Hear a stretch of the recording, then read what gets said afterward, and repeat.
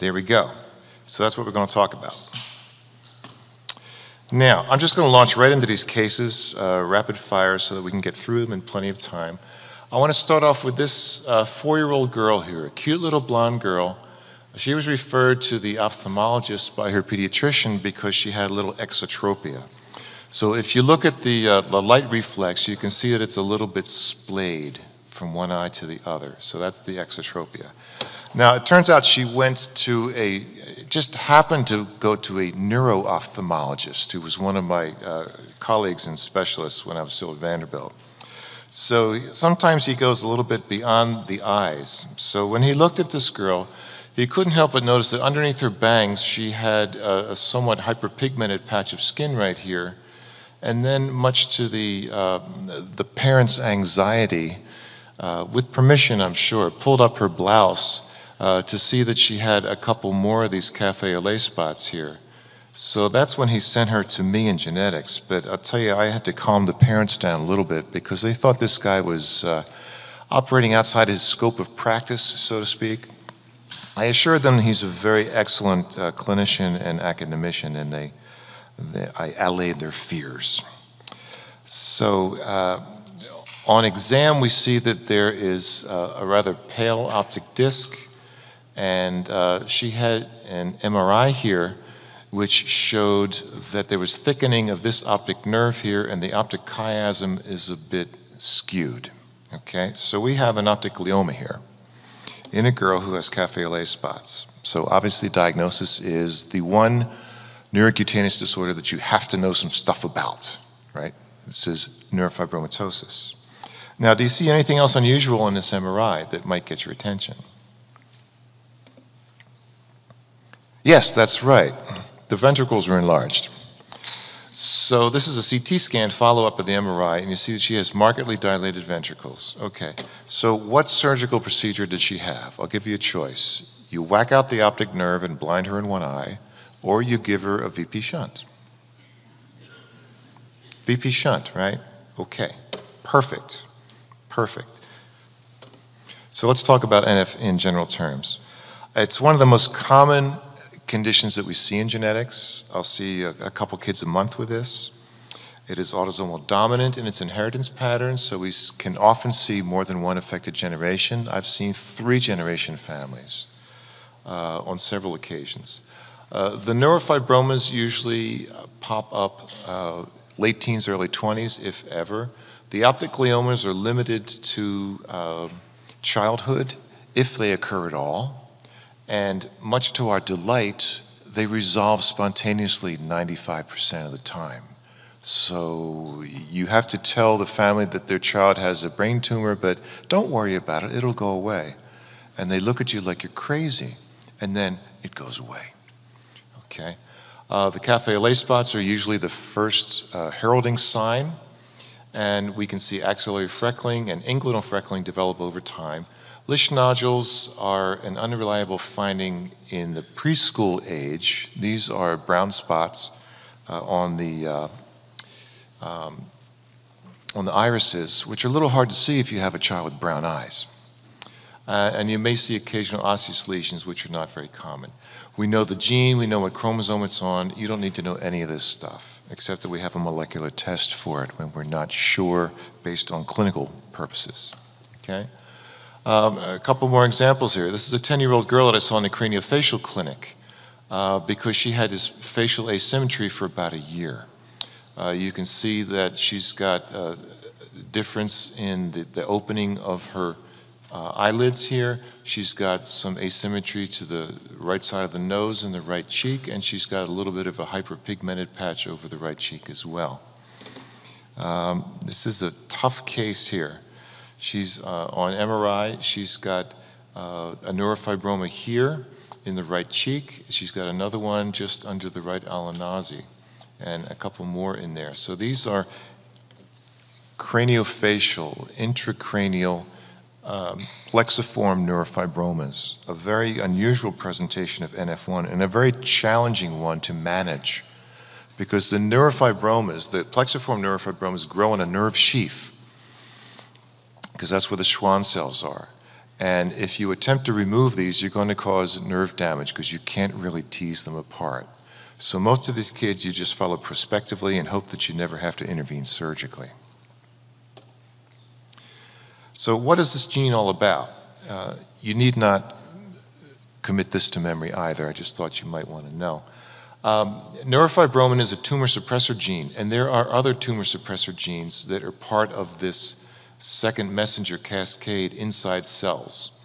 So a ligand comes in here, binds to a receptor that activates this pathway, and neurofibromin is one of those protein products that's supposed to regulate this pathway, which, if unchecked, leads to increased gene expression and increased growth of that particular cell type.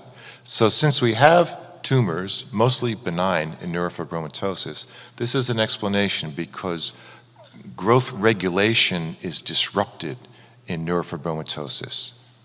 That's all you need to know, okay?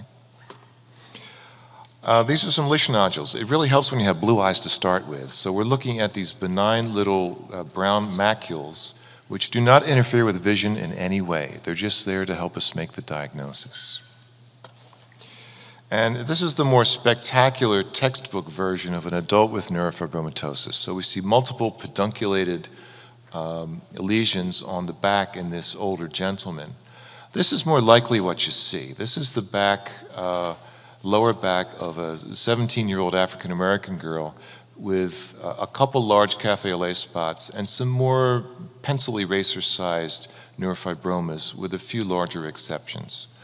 This is the spectacular version. This is from a dermatology teaching set, so they prefer the dramatic, okay, to get your attention. But rarely do I see this much involvement in real life. Histologically, these things are pretty boring, so you really don't need to remove them to make a clinical diagnosis. Although if some of them become enlarged or irritated or painful, then they should probably be removed, although the risk for malignant transformation is exceptionally low. Here's some axillary freckles in a 6-year-old boy. They're a little bit hard to see, but they're there. And these are some inguinal freckles in the same boy. These are places most people don't get freckles. If you know anyone who's Irish and is red-haired and covered with freckles from head to foot, just ask them to lift their arm. Well, you could ask them, they might not do it. But you won't see freckles in these places, so they're very distinctive, they're almost pathognomonic, but they're only one of the 7 possible diagnostic criteria. So these are the diagnostic criteria. You're familiar with the cafe au lait spots. You need at least 6 of at least a ½ centimeter across in a prepubertal age group to count as a criterion. Neurofibromas is a second criterion. Axillary or inguinal freckling is a separate criterion. The osseous lesions we see very seldom. Hypoplasia of the sphenoid bone of the skull I've seen once. Optic gliomas are a separate criterion. The Lisch nodules are separate. And lo and behold, a positive family history in a first-degree relative is a diagnostic criterion. You only need 2 to make the diagnosis clinically. So if a family comes in where one of the parents has NF and a newborn has 6 cafe au lait spots greater than a ½ centimeter in diameter, you're done. You've made the diagnosis. You can tell the family right there and then and counsel them appropriately. More often than not, you don't have an affected family member, and you need to follow these kids over time. And that's my preferred methodology, but if the parents are particularly anxious, and I may have a little more than a fleeting suspicion, I may opt for molecular testing sooner rather than later, because the testing is now very sensitive and very accurate.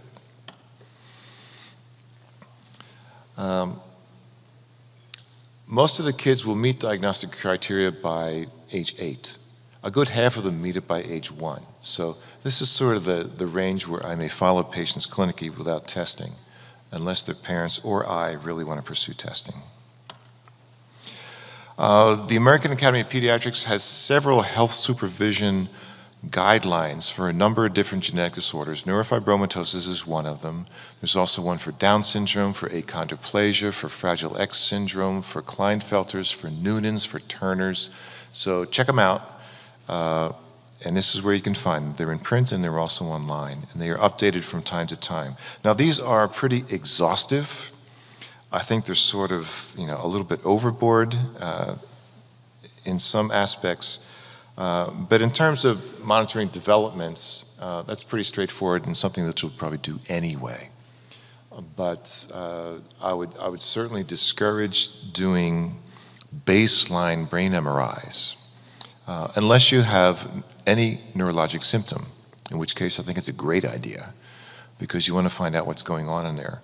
But in NF in particular, you will find something abnormal on brain MRI in a child or an adult with neurofibromatosis. There are things that the radiologists call fondly UBOs, unidentified bright objects. They came up with the term, not me.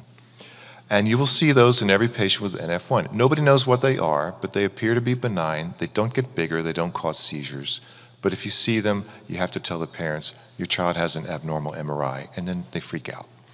So I only get imaging studies if a patient has some neurologic symptoms. Seizures, ataxia, visual problems, hearing problems, something neurologic, and then we can follow that up. Okay?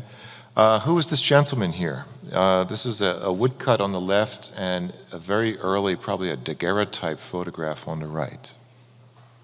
Name? Joseph Merrick. Nickname? The Elephant Man. He was a true life character in 19th century London. He was rescued from a circus by a physician and brought to London and safely sequestered inside one of the major hospitals in London. He had normal intelligence despite his appearance, and he became an oddity to amuse the British aristocracy behind closed doors, which had both its advantages and its disadvantages. Now, based on his appearance, do you think he had neurofibromatosis? No, Dr. Tiller, I don't think so. You're right. Geneticists don't feel that he had NF1, but he had something that we'll come back to towards the end of the lecture. Okay. Could you go back a slide for me, please?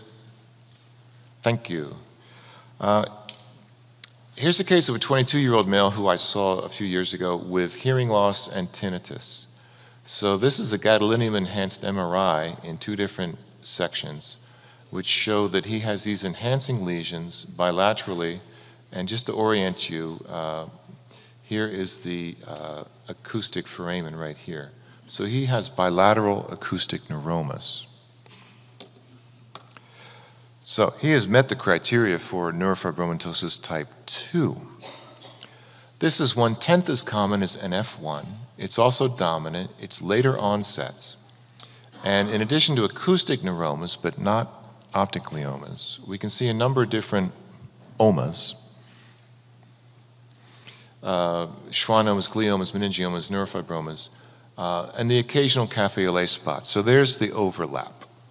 But it is a different disease, a different disorder, due to mutation in a different gene on a different chromosome. It just happens to share the same name.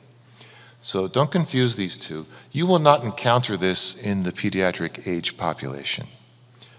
This is a different beast and has a different gene involved with it. But the two are often confused, and I wanted to set that straight for you by presenting it back to back. There are diagnostic criteria for NF2, just as in NF1, and as you saw, the particular patient that I chose to illustrate this met that very simply by an MRI scan. We can see family recurrences, and then we sort of back off a little bit on the diagnostic criteria. But you will not have to deal with this. Okay? So while we're on the subject of cafe au lait spots, I wanted to bring up this particular case. This was an 8-year-old Hispanic girl, and she was referred to me by the endocrinologist because she had precocious puberty.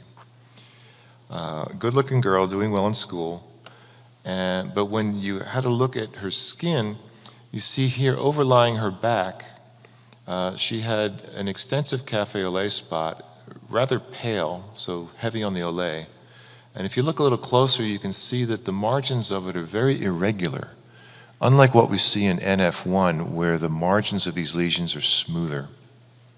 So this is a different condition, and this is a condition that's more likely associated with precocious puberty. So this is McCune-Albright. So I consider this more of an endocrine disorder than a neurocutaneous disorder. But nonetheless, sometimes the first symptoms that pop up are the cafe au lait spots. They can have skeletal anomalies with fibrous dysplasia in a number of different bones, and as I mentioned, the endocrine abnormalities, primarily precocious puberty. We know what the defect is here. It's activating mutations in this gene, which is part of a pathway that stimulates the endocrine system.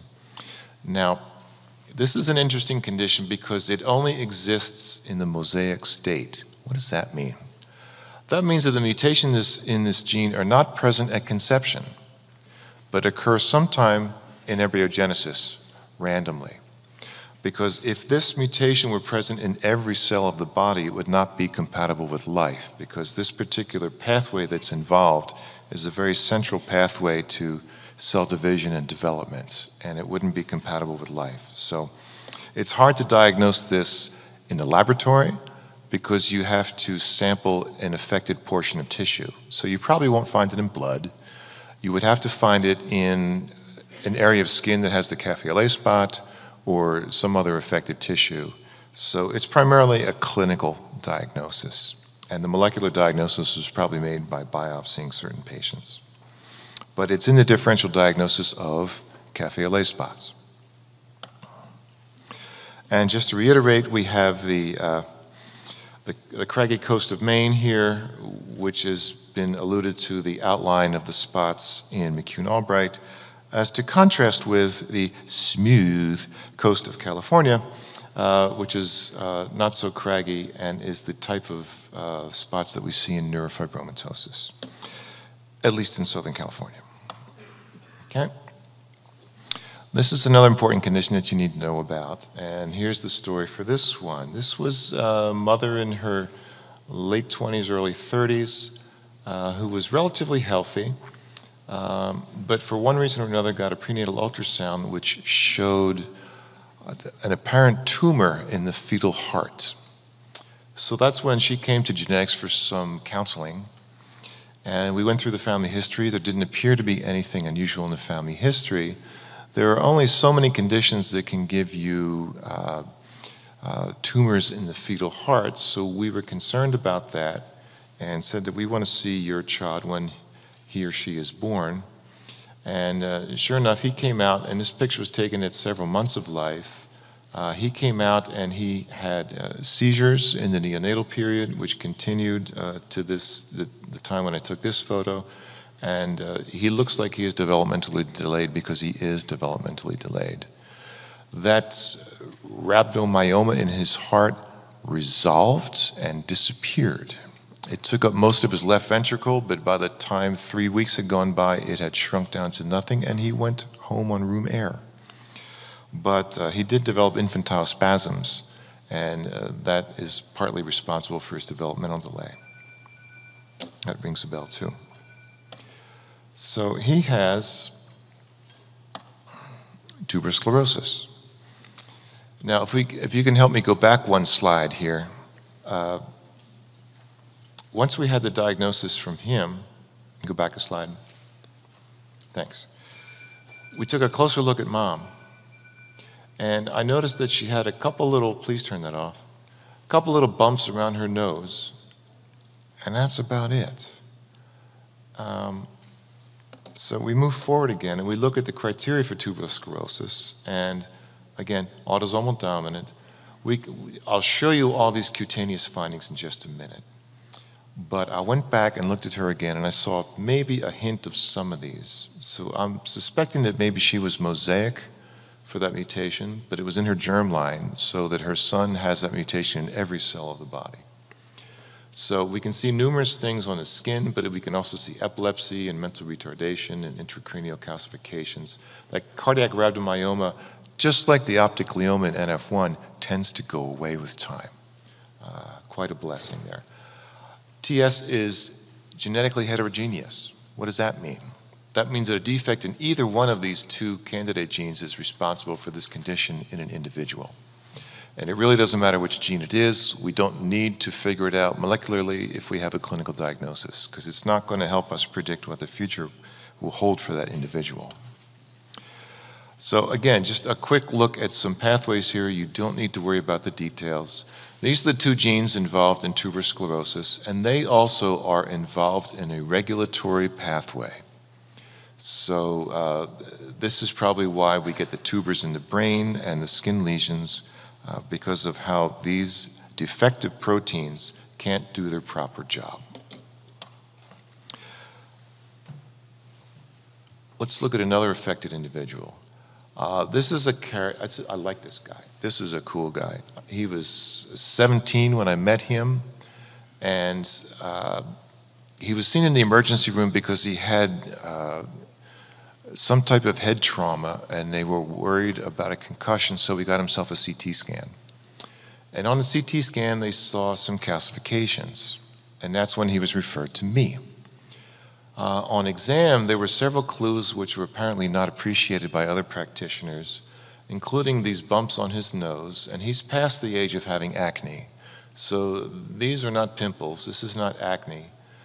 This is what has been called adenoma sebaceum, which is a misnomer because there's nothing sebaceous about these bumps. They are not due to oil glands being clogged. These are little fibromas, if you will, and frequently seen across the malar area of patients with tuberous sclerosis. This is the nape of his neck. He's got some hypopigmented macules here, which are not classic ash leaf spots because of their shape, but are a clue nonetheless. And this is the skin over his lower back. He has this pebbly, soft-appearing lesion here, totally painless, with a slightly rough feel to it. So this is a chagrin patch, and I'm certain that the French scholars in the audience here from Canada will laugh at my French pronunciation, but what is the word for pigskin in French? Yeah, yeah. Well, and you know, we dumb Anglos spell that S-H-A-G-R-E-E-N, so we just call it chagrin patches, as if we're from Texas or South Ohio or somewhere. But that's what that is, and that is a typical location for a chagrin patch in patients with tuberous sclerosis.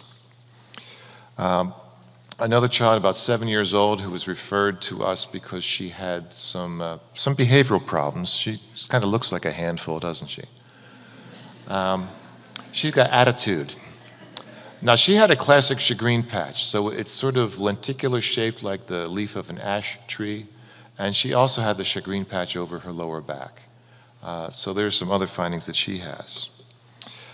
These are some of the subependymal nodules that are calcified that you can see as early as 3 months of age or 2 months of age in patients with tuberous sclerosis.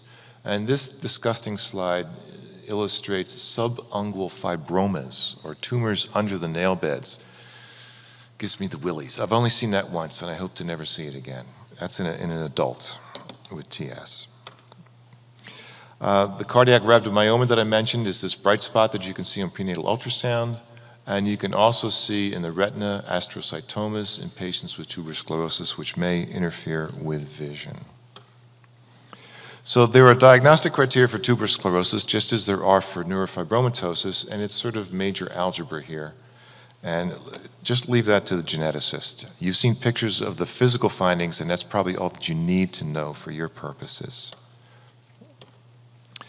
So these are major and minor features, and they are in your syllabus, and they haven't been updated since 2004. And surprisingly, epilepsy is not one of those features, even though it's frequently the hallmark finding in pediatric patients. Diagnosis: Sturge-Weber, bilateral Sturge-Weber. Can't say I've seen that, but one of my dermatology colleagues did, and he loaned me this slide. Rather spectacular presentation. So Sturge-Weber is uncommon. It is sporadic. I've never seen a family with more than one affected individual. And the characteristic findings in a triad include the port wine stain involving the first branch of of the trigeminal nerve, epilepsy, and glaucoma. So keep that triad in mind. So whenever you see the port wine stain in that distribution, ask about seizures and send those patients to the ophthalmologist, because glaucoma in an infant is probably asymptomatic, but you want to catch it so that you can treat it. You may see the port wine stain on other parts of the body as well. All these kids, or most of them, will have developmental delay, and you may see some intracerebral calcifications as well. We, the genetics community, finally figured out the defect here.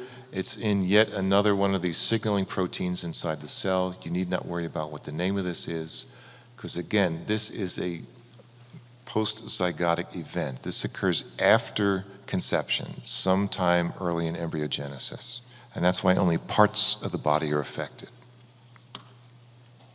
So just a reminder that this is the branch of the trigeminal nerve that you're concerned about right here. And these are some of the findings you'll see on imaging studies. So here you see calcifications of the lining of the brain here, and you see some additional ones out here. So these are some of the findings that you can see. Now, this is an infant who had these port wine stains on the right lower extremity, but not on the face. The face was completely unaffected. So is this Sturgey Weber? No. Is this some other kind of Weber? Is this a Weber kettle? Weber was a very busy guy, and he had a lot of drinking buddies. No, he had a lot of collaborators. So he got his name put on a lot of different conditions. This is Klippel Trenoné Weber. I don't know how famous Klippel and Trenoné were, but we see here in an African-American child, extensive port wine stain on the right flank and the right buttocks and the right leg. And the right foot as well. And you can see that because there's increased vascularity, that there is a little bit of hemihypertrophy involving the affected side. That may or may not become a clinical issue depending how much that hemihypertrophy develops over time. So this is KTW. It's also sporadic. The port wine stain not involving the face or the meninges.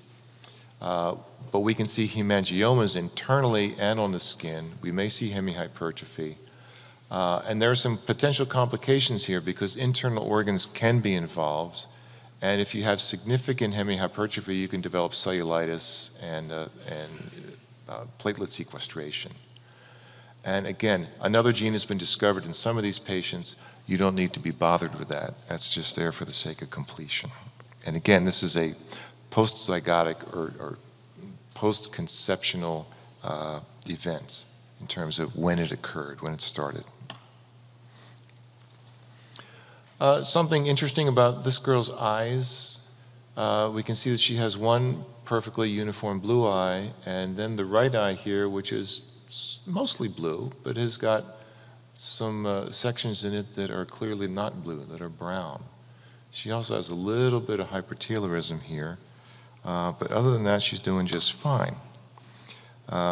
She might have had a white forelock when she was born, but she did not. Both of these patients have Waardenburg syndrome. So this is another neurocutaneous syndrome, not as common as the others I've shown you, because we're getting towards the end of the presentation here, right? So as we go further into the presentation, we go further and further down the incidence. Most of these conditions are dominant. They are genetically heterogeneous with one of a number of genes involved in a particular family. We see the white forelock. You can see an albinotic fundus when you do an eye exam. The iris heterochromia is what I showed you. And I think that the husky dog also has iris heterochromia. So the next time you see a husky dog walking down the street, stop the owner and ask if you can do an ophthalmologic exam. There's an increased risk for cochlear deafness in these patients and also for white patches on the skin. Occasionally we will see cleft palate, occasionally we'll see neurotube defects, occasionally we will see Hirschsprung disease, depending which one of these genes is involved. So in this particular case, it may be helpful to do molecular testing to figure out what the patient is at risk for in terms of future complications. But most of these patients do pretty well.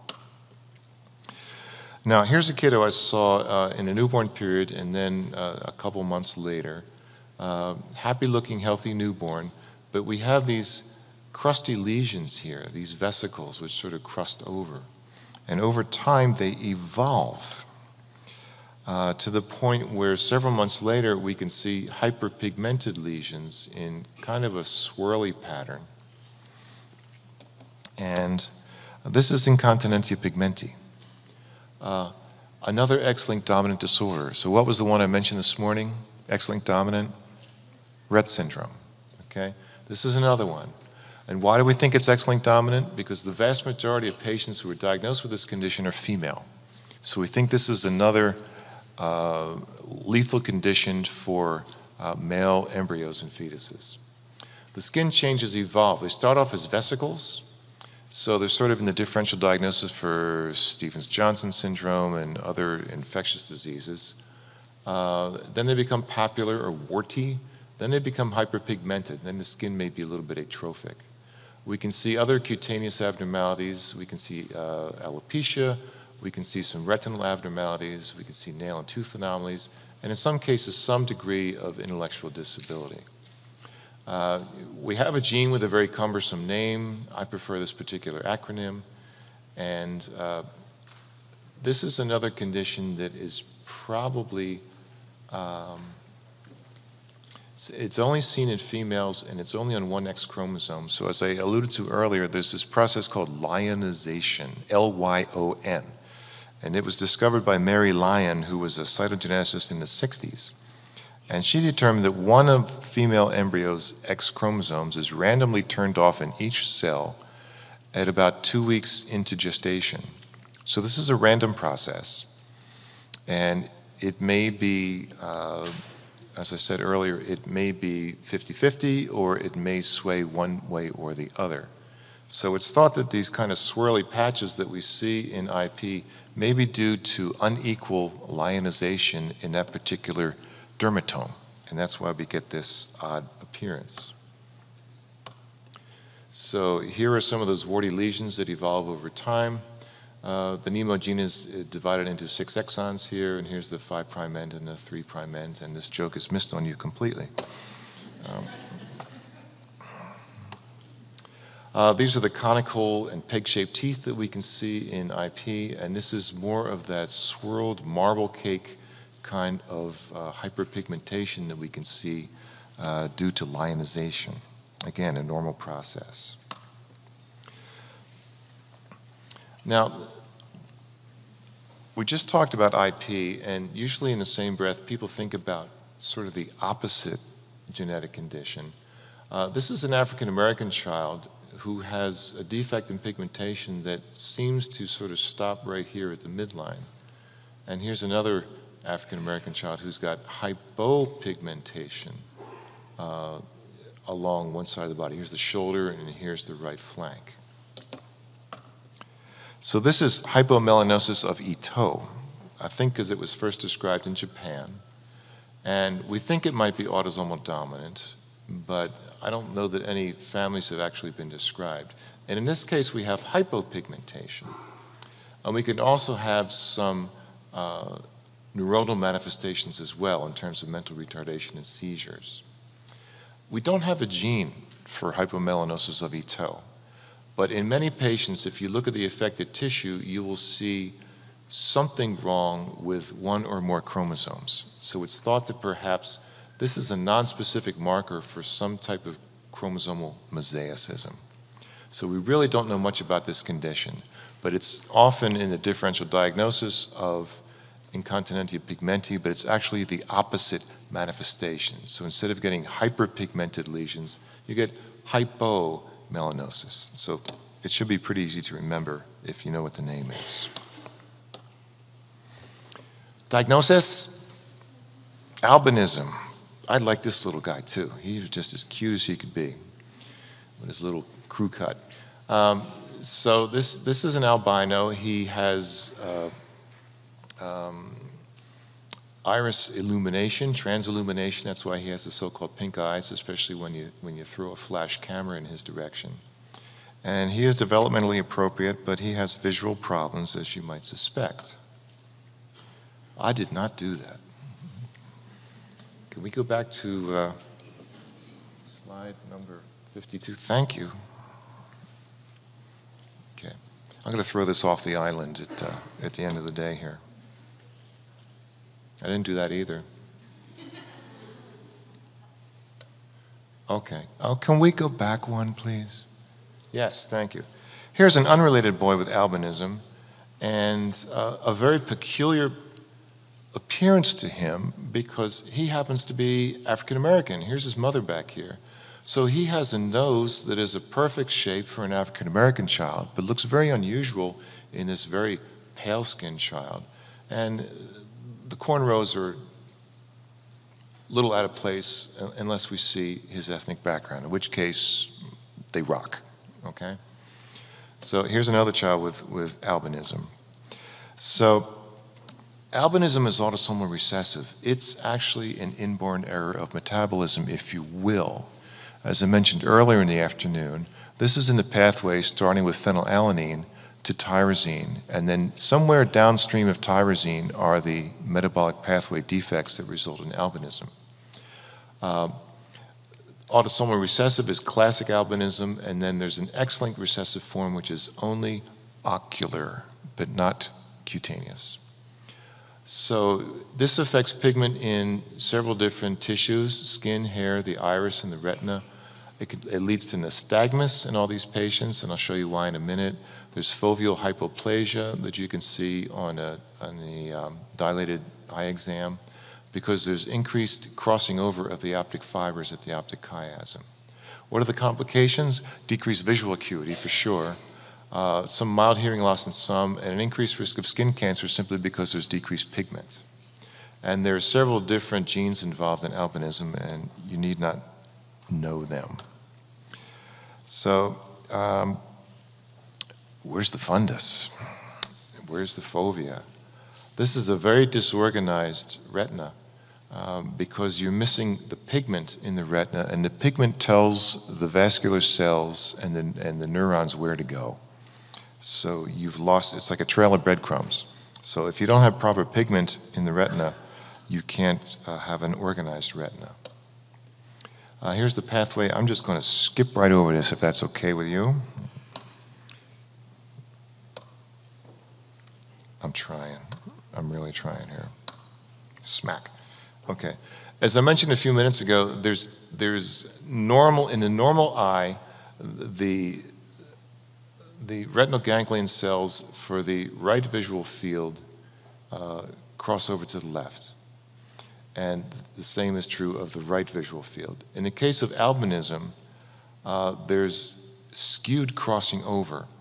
So you get too much signal on each side of the brain, and that confuses the brain, and that's why you have this nystagmus, because the brain's trying to sort out the signals that it's getting, and it leads to this nystagmus.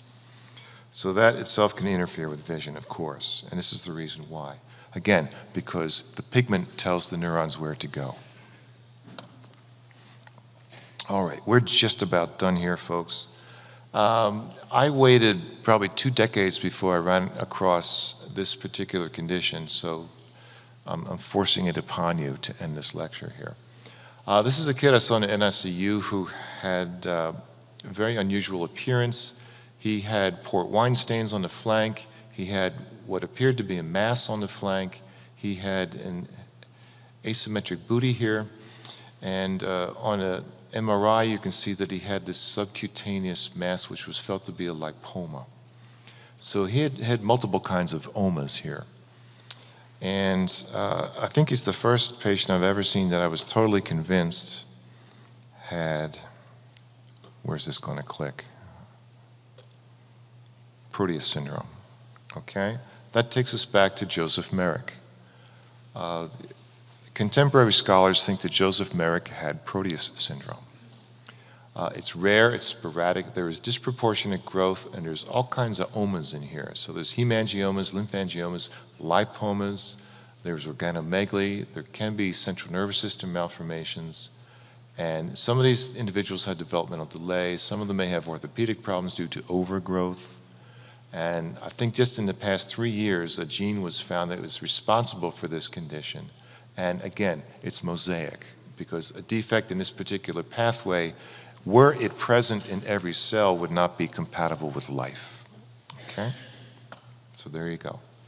So if I can summarize neurocutaneous syndromes on one slide, it all begins with a clinical suspicion. And as I mentioned earlier this morning, it doesn't seem to be standard of care anymore to periodically examine your patient's skin. Please do so, because there's a lot of stuff there under those clothes. And I know it gets to be an issue around the time of puberty, but if you've got a parent in the room or a nurse in the room, you've got a chaperone, and if you don't look every now and then, you're going to miss some stuff. If you're not sure what you're seeing, refer. That's why we have geneticists in the world. And genetic referrals, in my experience, are cheaper than DNA testing. So I know we all like to solve puzzles. My whole career is spent solving puzzles. And occasionally you like to dabble in genetics, but you can waste a lot of money by ordering the wrong test or ordering the right test from the wrong provider, which charges 3 times as much as their competition. So we'd much rather that you at least contact us so we can point you in the right direction. And as I mentioned when I discussed NF1, reserve those imaging studies for the symptomatic patient, hopefully sooner rather than later. And examine other family members, because I can't tell you how many families where I've diagnosed 2 or 3 generations, just like with the Noonan's family this morning, because no one had diagnosed them previously because they never had their skin looked at.